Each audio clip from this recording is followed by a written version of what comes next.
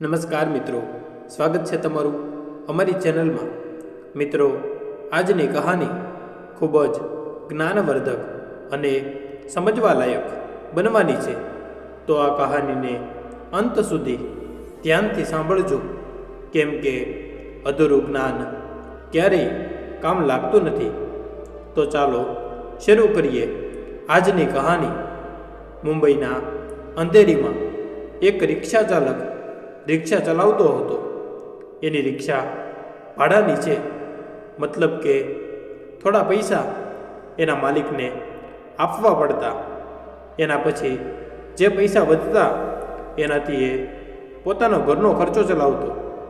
ત્યારે એક દિવસ સાંજે એના ઘરે જવાનો સમય થયો. તે સમયે એની પત્નીનો ફોન આવે છે કે જ્યારે ઘરે આવો ત્યારે થોડું શાક લેતા આવજો. એના પછી એ માણસ માર્કેટમાંથી થોડું શાક ખરીદે છે અને એને મૂકવા માટે જેવો જ રિક્ષાની પાછળની જગ્યાએ જાય છે તો જોવે છે કે ત્યાં એક બેગ પડ્યું છે. જેવો જે બેગને ખોલીને જોવે છે તો એની અંદર સોના ચાંદીના ઘરેણાં હતા. તો એની કિંમત લગભગ 6 લાખ રૂપિયા લાગી રહી હતી. હવે આ બધું જોયા પછી એ માણસ ખૂબ જ પરેશાન થઈ જાય છે, હેરાન થઈ જાય છે અને વિચારવા લાગે છે કે આજે દિવસ એવો કયો કસ્ટમર આવ્યો હતો જેનું આ બેગ છે, કેમ કે એ ખૂબ જ ઈમાનદાર માણસ છે. મિત્રો, આના કારણે જ એ ખૂબ ઊંડા વિચારોમાં પડી ગયો. શું થાય છે આ કહાનીમાં? શું આ માણસ એ બેગ પાછું પહોંચાડે છે કે પછી એ બેગને પોતાની સાથે લઈને ઘરે જતો રહે છે? પૂરી કહાનીને જાણવા માટે વિડીયોને અંત સુધી જરૂર જોજો. પરંતુ વિડીયોમાં આગળ વધતા પહેલાં તમને એક નાની એવી વિનંતી છે કે જો તમે અમારી ચેનલમાં પહેલીવાર આવ્યા હોય તો ચેનલને સબસ્ક્રાઈબ કરી દેજો અને વિડીયોને લાઈક કરી દેજો કે જેથી અમે આવી જ મજેદાર કહાનીઓ રોજે રોજ સંભળાવતા રહીએ. તો મિત્રો, આ કહાની છે ઉત્તર પ્રદેશના રહેવાસી સત્યમની. સત્યમ જે થોડું ઘણું ભણેલો છે અને એના પછી એ નાના મોટા કામ કર્યા કરે છે. એના વચ્ચે એક છોકરીને પ્રેમ થઈ જાય છે અને જે છોકરી સાથે પ્રેમ થાય છે એ એના જાતિની નહોતી. હવે ઉત્તર પ્રદેશમાં જ્યાં એ રહેતો હતો ત્યાં આ રીતે કોઈ લગ્ન નહોતું કરી શકતું. હવે આ વાતને જોતા એ છોકરાએ છોકરીને ખૂબ જ પ્રેમ કરતો હતો. તો એ નિર્ણય લે છે કે એ છોકરીને લઈને હું ભાગી જાઉં, પછી અમે આરામથી અમારી જિંદગી જીવીશું. એ બંને એકબીજાને સાચો પ્રેમ કરતા હતા. એ કારણે સત્યમે છોકરીને લઈને ઉત્તર પ્રદેશથી મુંબઈ ભાગીને આવી જાય છે. મુંબઈ પહોંચ્યા પછી એ એક ચોલમાં ભાડાની રૂમ રાખી લે છે. એ રૂમમાં પોતાની પત્ની સાથે રહેવા લાગે છે અને એ પ્રેમ કરતો હતો, કેમ કે ભાગીને એણે એની સાથે લગ્ન કરી લીધા અને લગ્ન કર્યા પછી પોતાની પત્નીને એ જ છોલમાં રાખે છે. હવે થોડા દિવસ આમ જ પસાર થાય છે. પછી થોડા દિવસ પછી એને એવું લાગે છે કે જો અહીંયા જીવતું રહેવું હોય તો આપણે કંઈ ને કંઈ કામ કરવું પડશે. એ છોકરો ખૂબ જ ઈમાનદાર હતો અને ખૂબ જ મહેનતી હતો. તો એ વિચારે છે કે એક રિક્ષા લઈ લે અને એને ચલાવીને પોતાના પરિવારનું ભરણ પોષણ કરું અને આ રીતે સમય પસાર થઈ જશે. એના પછી એ છોકરો થોડા દિવસ સુધી મહેનત મજૂરી કરે છે અને 2 જ માણસો હતા અને એના ખર્ચા પણ કંટ્રોલમાં હતા. તો થોડાક દિવસ મહેનત કર્યા પછી એની પાસે થોડા ઘણા પૈસા ભેગા થઈ જાય છે અને એ પૈસા પર એણે એક રિક્ષા લઈ લીધી. હવે એ રિક્ષાને એ ચલાવતો અને આ રીતે પોતાના પરિવારનું ભરણ પોષણ કરતો.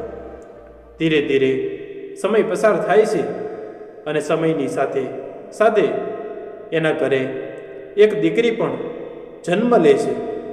હવે ઘરમાં 3 સદસ્યો થઈ ગયા. ઘરનો ખર્ચો વધી ગયો. ત્યારે એક દિવસ અચાનક એની દીકરી 6 મહિનાની હતી તો એને એક બીમારી થઈ જાય છે અને આ બીમારીના કારણે એની પર ખૂબ જ તકલીફ પડે છે.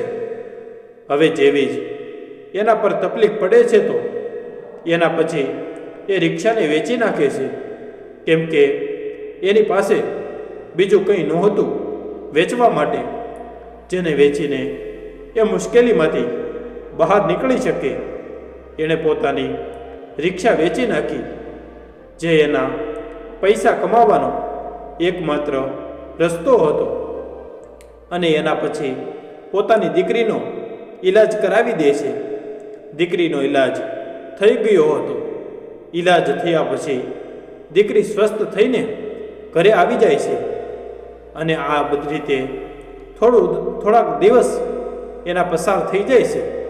હવે જે સત્યમ છે એની ફરીવાર ચિંતા થવા લાગી કે ઘરનું ભરણ પોષણ કરવાનું છે, જેને હું મારી સાથે લઈને આવ્યો છું અને જે મારી દીકરી છે, જેને અમારા ઘરમાં જન્મ લીધો છે, એ બધાનું ભરણ પોષણ સારી રીતે કરવું છે. એના માટે મારે કંઈક તો કામ કરવું જ પડશે. સત્યમ આ જ વિચારોમાં ખોવાયેલો હતો. ત્યારે એની સાથે જે રિક્ષા ચલાવતા એ એને જણાવે છે એક રિક્ષાના માલિક વિશે, જેની પાસે ઘણી બધી રિક્ષાઓ હતી. એ પોતાની રિક્ષાને ભાડે ચલાવવા આપતા હતા. મતલબ કે રિક્ષાને 12 કલાક માટે ભાડે ચલાવવા માટે આપતા હતા અને એના બદલામાં એની પાસે થોડાક પૈસા લેતો. હવે આ વાત સાંભળીને સત્યમ આ વાત માટે રાજી થઈ જાય છે અને પોતાના મિત્ર સાથે એ વ્યક્તિને મળવા જાય છે. ત્યાં જઈને એને બધી વાત કરે છે અને વાતમાં નક્કી થાય છે કે એ રિક્ષાને ચલાવવા માટે એને 12 કલાકનું ભાડું રૂપિયા 500 આપવું પડશે. 500 આપ્યા પછી જે પણ તે કમાણી કરી હશે એ તું રાખી શકીશ. એના પછી સત્યમે રિક્ષાને ચલાવવા લાગે છે. ધીરે ધીરે આમ જ સમય પસાર થાય છે અને પોતાની માટે જેટલા પૈસા જોઈએ એટલા એ રિક્ષામાંથી મળી જતા હતા. એ લોકોએ ભાડાના મકાનમાં આમ જ ખુશીથી રહેતા હતા. આમ જ એની દીકરી મોટી થઈ જાય છે. એનું સ્કૂલમાં એડમિશન કરાવવું પડે છે. સત્યમ પોતાની દીકરીનું એક સાધારણ સ્કૂલમાં એડમિશન કરાવી લે છે. પુત્રી ભણવા માટે જતી અને આવી રીતે એના ખર્ચમાં પણ વધારો થઈ ગયો. એના પછી સત્યમ વધારે મહેનત કરવા લાગ્યો. એ 12 કલાકની જગ્યાએ 16 કલાક રિક્ષા ચલાવવા લાગે છે. ત્યારે એક દિવસ સત્યમ દિવસભર કામ કરીને પોતાના ઘરે જવા માટે તૈયાર હતો. ત્યારે એની પત્નીનો ફોન આવે છે અને એને કહે છે કે બહારથી થોડુંક શાક લેતા આવજો. ઘરે શાક પૂરું થઈ ગયું છે. એના પછી સત્યમ માર્કેટમાંથી થોડુંક શાક ખરીદે છે અને એ શાકની થેલીને જેવો જ સત્યમ પોતાની રિક્ષામાં પાછળની બાજુ મૂકવા જાય છે તો ત્યાં એને એક લાલ બેગ દેખાય છે અને એ બેગને જોઈને એ એકદમ ચોંકી જાય છે.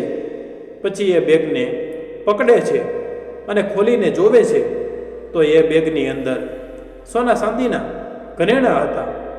અને જોવામાં લાગતું હતું કે એ ઘરેણાં લગભગ 6 લાખ રૂપિયાના હશે. હવે એ બેગને જોયા પછી સત્યમ ખૂબ જ પરેશાન થઈ જાય છે, કેમ કે સાંજ થઈ ગઈ હતી અને સાંજે એને ઘરે પણ જવું હતું અને એ બેગ એની રિક્ષામાં રહી ગયું. અને એ વિચારમાં પડી ગયો કે આ બેગ કોનું હશે, કેમ કે દિવસભર એણે એની સવારીને અહીંયાથી અહીંયા પહોંચાડી હતી અને એમાંથી કોઈ એકનું આ બેગ એની રિક્ષામાં રહી ગયું. અહીંયા જેનું આ બેગ હતું એ કરોડપતિ મહિલા હતી.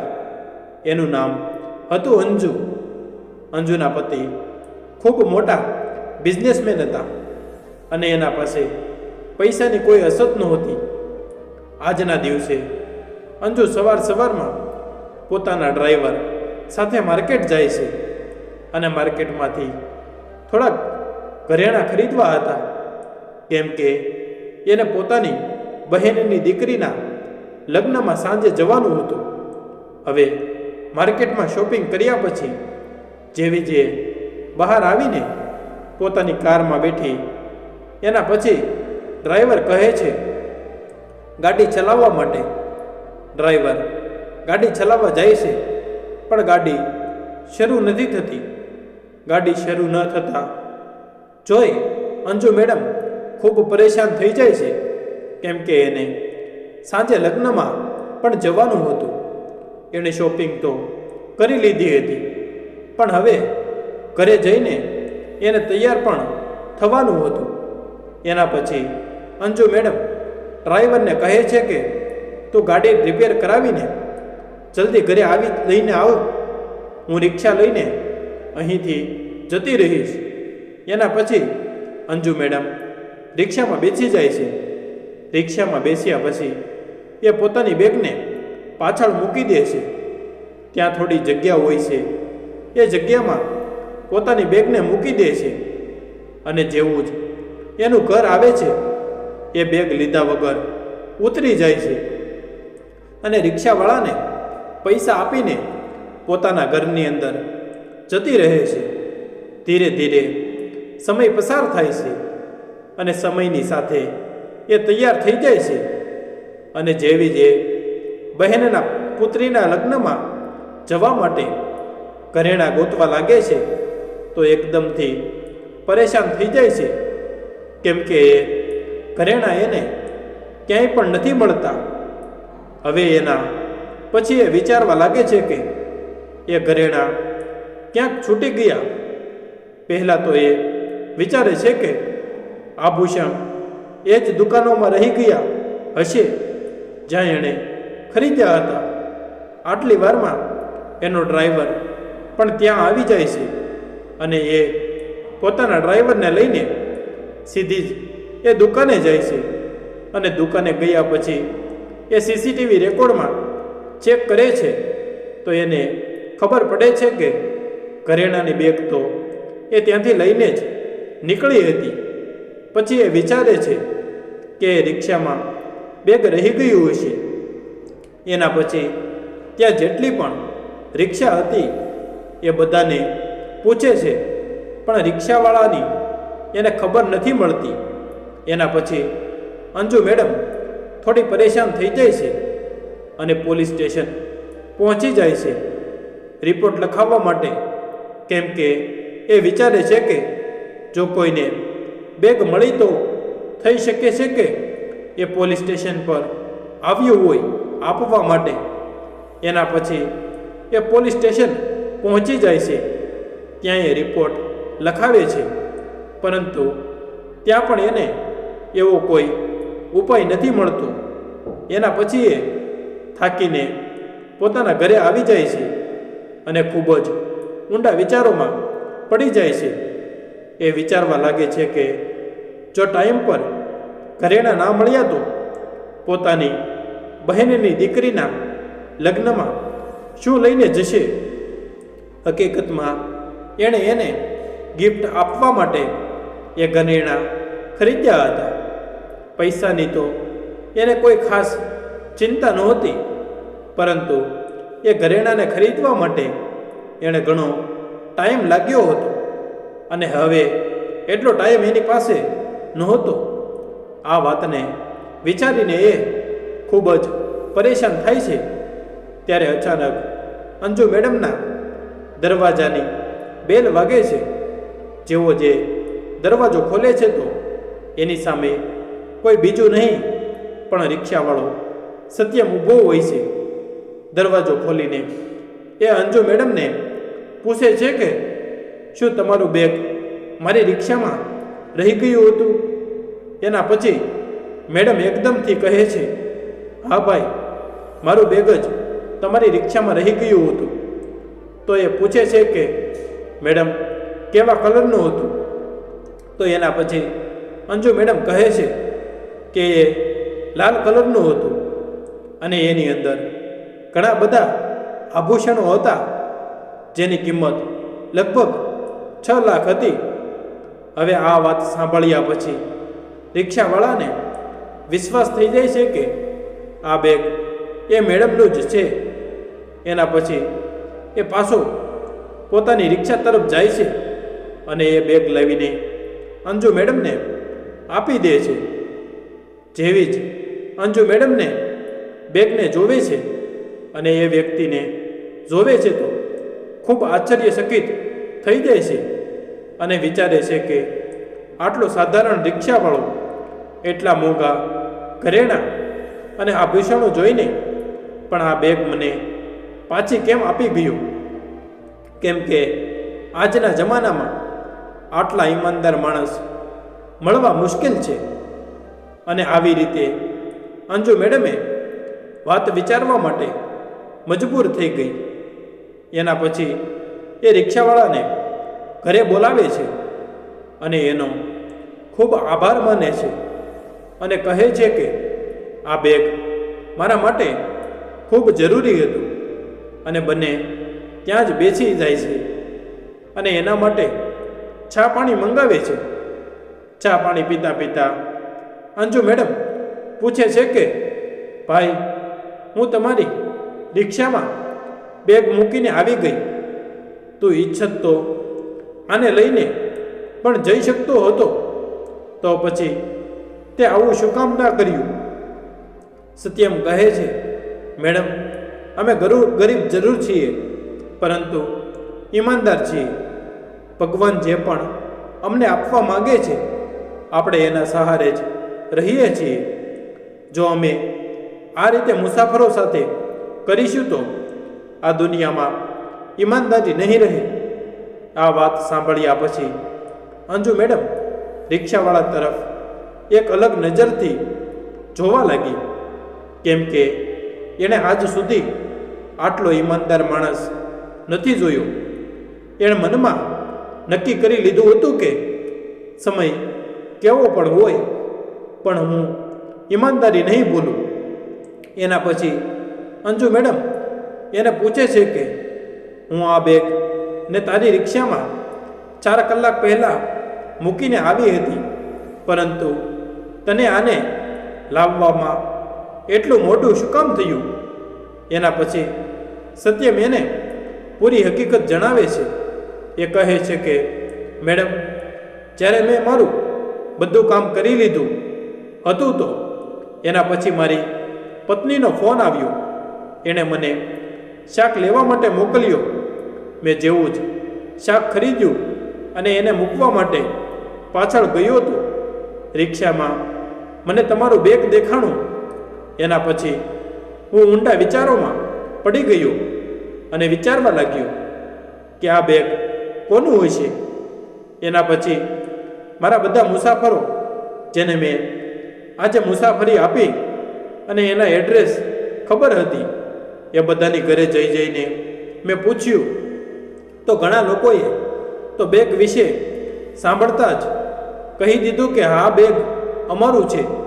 એના પછી હું ચકાસણી કરતો હતો કે આ બેગ કયા કલરનું છે અને એ બેગની અંદર શું છે.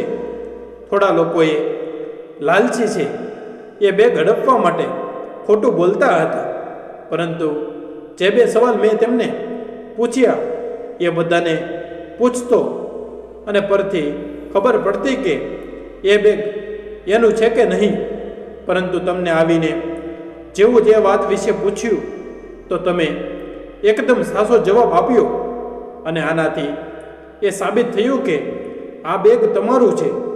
હવે પૂરી વાત સાંભળ્યા પછી અંજુ મેડમે રિક્ષાવાળાને ઇજ્જતથી જોવા લાગે છે અને રિક્ષાવાળાને કહે છે કે હું તમારી માટે કંઈક કરવા માગું છું, તો તારો નંબર અને નામ મને લખીને આપી દે. એના પછી સત્યમ પોતાનું નામ અને નંબર લખીને આપે છે અને મેડમને કહે છે કે મેડમ, અમારી માટે કંઈ કરવાની જરૂર નથી, અમે પણ છીએ, સારા છીએ. ભગવાન અમને અમારું ગુજરાન ચાલી શકે એટલું આપી દે છે. આટલું કહીને એ રિક્ષાવાળો ત્યાંથી જતો રહે છે. અહીંયા અંજુ મેડમને મોટું થતું હતું પોતાની બહેનની પુત્રીના લગ્નમાં જવા માટે. આટલા માટે એ જલ્દીથી તૈયાર થઈને પોતાના ડ્રાઈવરને લઈને આભૂષણો સાથે પોતાની બહેનની પુત્રીના લગ્નમાં જતી રહે છે. ત્યાં ગયા પછી લગ્નના ફંક્શન એટેન્ડ કર્યા પછી પાછી આવતી રહે છે. પરંતુ મિત્રો, આખા લગ્ન દરમિયાન એ રિક્ષાવાળા વિશે વિચાર્યા કરે છે અને રિક્ષાવાળાનું મોઢું એની આંખોની સામે આવ્યા કરે છે. એ એના વિશે વિચારીને પરેશાન હતી અને વિચારવા પર મજબૂર હતી કે આ એટલો ઈમાનદાર કેવી રીતે હોઈ શકે છે. બીજો દિવસ થાય છે અને મેડમ તૈયાર થાય છે. તૈયાર થયા પછી એ ડ્રાઈવર સાથે પોલીસ સ્ટેશને જાય છે, જ્યાં એને રિપોર્ટ લખાવી હતી એ રિક્ષાવાળા વિશે જણાવે છે અને કહે છે કે એણે મારો સામાન પાછો આપી દીધો છે. ખૂબ ઈમાનદાર રિક્ષાવાળા ભાઈ હતા. એ વાત સાંભળ્યા પછી પોલીસવાળાએ પણ આશ્ચર્ય થાય છે કે 6-7 લાખના ઘરેણા રિક્ષાવાળાને આવી કેવી રીતે પાછા આપી દીધા. એના પછી એ પોલીસવાળો પણ એ એડ્રેસને નોટ કરી લે છે અને એ રિક્ષાવાળાનું સન્માન કરવા વિશે વિચારવા લાગે છે. અહીંયા અંજુ મેડમ ઘણા બધા કપડાં, મીઠાઈ અને ખાવા પીવાની વસ્તુ લઈને સત્યમની ઘરે પહોંચી જાય છે. રિક્ષાવાળાના સોલમાં જ્યારે મોટી ગાડી આવે છે ત્યારે એને જોઈને જે પણ લોકો ત્યાં હતા તે ખૂબ પરેશાન થઈ જાય છે, કેમ કે એ ખૂબ જ લક્ઝરી ગાડી હતી અને આવી ગાડી આજ સુધી એની ચોલમાં નહોતી આવી. એના પછી અંજુ મેડમે ગાડીમાંથી ઉતરે છે અને ઉતરીને સીધી જ રિક્ષાવાળાના ઘરે પહોંચી જાય છે. ત્યાં જઈને જોવે છે તો એની પત્ની ઘરમાં કંઈક કામ કરતી હતી અને જેવી જ એ અંજુ મેડમને જોવે છે તો એકદમ હેરાન થઈ જાય છે. એ વિચારે છે, મેં આ મેડમ કોણ છે અને અહીંયા શું કામ આવી છે? પણ અંજુ મેડમ એ પહેલાં જ એના પતિને ફોન કરી દીધો હતો અને કહી દીધું હતું કે આવતા સમયે પોતાની દીકરીને પણ સાથે લેતા આવજો. એટલી વારમાં એનો પતિ ત્યાં આવી જાય છે અને સાથે એની દીકરીને પણ લાવે છે. એ લાવીને અંજુ મેડમને અને એની પત્નીને એકબીજાની ઓળખ કરાવે છે અને કહે છે કે એનું બેગ આપણી રિક્ષામાં રહી ગયું હતું. મેં તને કીધું હતું ને એ આ જ મેડમ છે. એના પછી અંજુ મેડમ પોતાના ડ્રાઈવરને મોકલે છે અને એના બધા સામાનને ઘરે મંગાવી લે છે. અંજુ મેડમે પહેલાં જ સત્યમને પૂછી લીધું હતું કે તારી ઘરે કોણ કોણ છે. એના હિસાબે જ એ સામાન ઘરે લઈને આવી હતી. એની પુત્રી માટે કેટલા જોડી કપડાં લઈને આવી હતી. એની પત્ની માટે સાડીઓ અને સાથે ઘણો બધો ખાવા પીવાનો સામાન પણ લઈને આવી હતી. ત્યાં જઈને આવીને જેવો જે સામાન સત્યમને આપવા લાગે છે તો સત્યમ પહેલાં જ ના પાડી દે છે અને કહે છે, મેડમ, આની કોઈ જરૂર નથી. જો તમારો સામાન અમારી રિક્ષામાં રહી ગયો હતો તો એને પરત કરવું એ અમારી ફરજ હતી.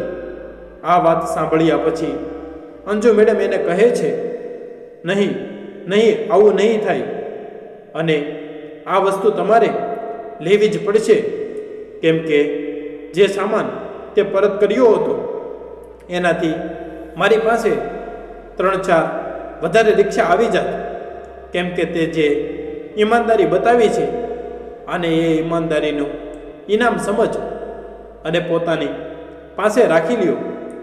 એના પછી એ સામાનને આપી દે છે અને ત્યાં બેસીને પૂરી ફેમિલી સાથે વાતચીત કરવા લાગે છે. હવે એની પૂરી કહાની સાંભળ્યા પછી અંજુ મેડમ થોડી ભાવુક થઈ જાય છે. જેમ જેમ સત્યમે જણાવ્યું કે રિક્ષા ભાડાની છે અને આના ચલાવીને હું મારા પરિવારનું ભરણ પોષણ કરું છું અને એની દીકરી એક સાધારણ સ્કૂલમાં ભણે છે. હવે આ સાંભળ્યા પછી અંજુ મેડમ એની માટે કંઈક વધારે કરવા માંગતી હતી.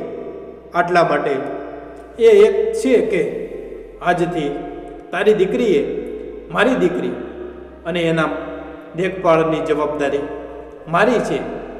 આ વાત સાંભળ્યા પછી સત્યમ તો પહેલાં ના પાડે છે. સત્યમની પત્ની પણ ના પાડે છે, પણ એ મેડમ જીદ કરે છે અને જીદને કારણે એ એની દીકરીને મોટી સ્કૂલમાં ભણાવવા માટે કહે છે. હવે સત્યમ જાજુ ના નથી પાડી શકતો. એના પછી અંજુ મેડમ એની એક ઓફિસનું એડ્રેસ આપે છે અને કહે છે કે કાલે તારે આ ઓફિસમાં આવવાનું છે અને મને મળવાનું છે. એના બીજા દિવસે પછી સત્યમ રિક્ષા લઈને એ ઓફિસ પર જાય છે. ત્યાં ગયા પછી અંજુ મેડમ ત્યાં મળે છે અને પોતાના મેનેજરને કહે છે કે તું આ માણસ માટે રિક્ષા લઈને આપી દે, એનું પૂરું પેમેન્ટ કંપનીના અકાઉન્ટમાં કરી નાખજે. આ વાતને સાંભળ્યા પછી સત્યમ ફરીવાર ના પાડે છે, પરંતુ અંજુ મેડમ એની એક વાત નથી સાંભળતી અને કહે છે કે તારે હવે ભાડાની રિક્ષા ચલાવવાની કોઈ જરૂર નહીં પડે અને કોઈને ભાડું પણ નહીં આપવું પડે અને કોઈને હપ્તો પણ નહીં આપવો પડે. ધીરે ધીરે સમય પસાર થાય છે અને સમયની સાથે સાથે પોલીસવાળા પણ આ રિક્ષાવાળાને ગોતીને એનું સારી રીતે સન્માન કરે છે અને મીડિયાને પણ બોલાવે છે.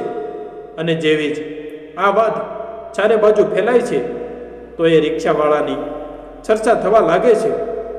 જગ્યા જગ્યાએ એની ઈમાનદારીની ચર્ચાઓ થવા લાગે છે, કેમ કે એણે 6-7 લાખનો સામાન એમને એમ પરત કરી દીધો. એની જગ્યાએ કોઈ બીજું માણસ હોત તો કદાચ આવું ના કરત. મિત્રો, આ કહાની એક ઈમાનદાર રિક્ષાવાળાની છે, જેણે પોતાની ઈમાનદારી જાળવી રાખી. પછી સામે કેટલા પણ રૂપિયા અને ઘરેણાઓ હોય, તમે શું કહેવા માંગો છો એ ઈમાનદાર રિક્ષાવાળા વિશે અને એ મેડમ વિશે તમારી જે પણ રાય હોય એ કોમેન્ટ સેક્શનમાં જરૂર જણાવજો. તો મિત્રો, તમને અમારી આજની કહાની કેવી લાગી? જો પસંદ આવી હોય તો વિડીયોને લાઈક કરી દેજો અને સગા સંબંધી સાથે શેર કરી દેજો તથા કોમેન્ટ બોક્સમાં જય શ્રી કૃષ્ણ લખી દેજો અને ચેનલને સબસ્ક્રાઈબ ના કરી હોય તો અત્યારે જ ચેનલને સબસ્ક્રાઈબ કરી દેજો. જય શ્રી કૃષ્ણ. ધન્યવાદ.